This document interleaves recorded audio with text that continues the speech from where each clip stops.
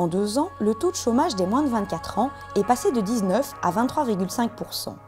Pour les 4 ministres CDH en charge de l'emploi, de la formation et de l'enseignement, il est nécessaire de mieux accompagner le jeune depuis l'école jusqu'à son premier emploi. Notre première urgence, c'est sur le coût du travail du jeune. Et ce qu'on veut, c'est vraiment fédérer toutes les énergies de la communauté française, de la région wallonne, de la région bruxelloise, de l'État fédéral, pour être au chevet du jeune, pour considérer que nous devons prendre en charge tous ensemble, avec nos niveaux de pouvoir différents, sa trajectoire de la première primaire au premier emploi. Nous savons, nous, du côté wallon, que 80% de celles et ceux qui arrivent au terme de leur formation trouvent du travail dans le mois de la fin de leur formation. C'est pour cela qu'à Bruxelles comme en Wallonie, nous voulons harmoniser le statut du jeune en alternance.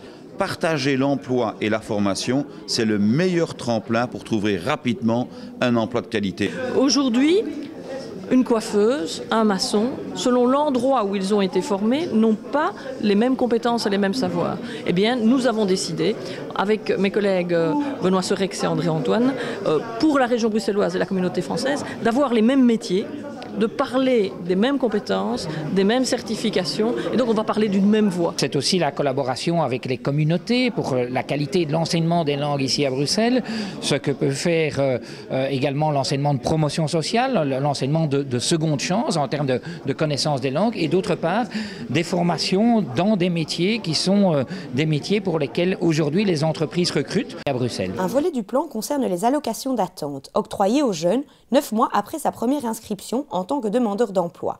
Pour le CDH, il faut lier l'octroi de ces allocations à une attitude active du jeune. C'est aussi transformer tout le stage d'attente en un stage actif où, dès qu'il est inscrit, on lui offre un stage en entreprise, une formation, une recherche active d'emploi avec un coach, avec des gens, avec une implication personnelle du jeune jusqu'à son allocation qu'on appelle d'attente, mais qui devrait devenir une allocation d'activation. On mise plus sur l'accompagnement des jeunes que sur l'assistanat.